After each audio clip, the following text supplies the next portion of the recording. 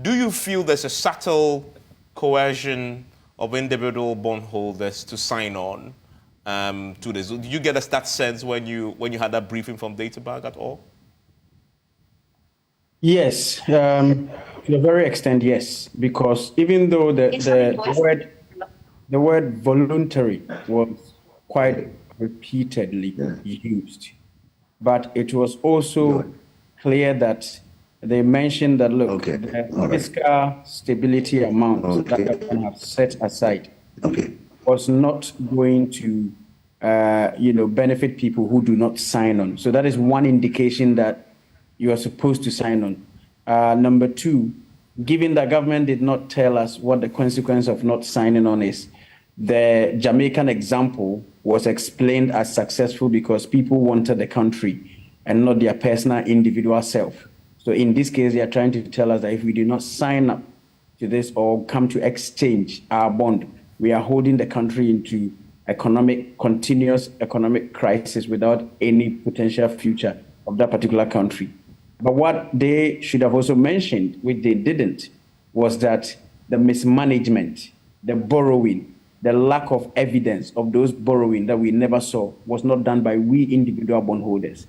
We are just a victim of somebody's own decision making that even us until a few days to us deciding to go to IMF, the finance minister had reiterated his stance that we are not going to IMF, which gave us all confidence that we are not going to IMF, our bonds are going to be safe.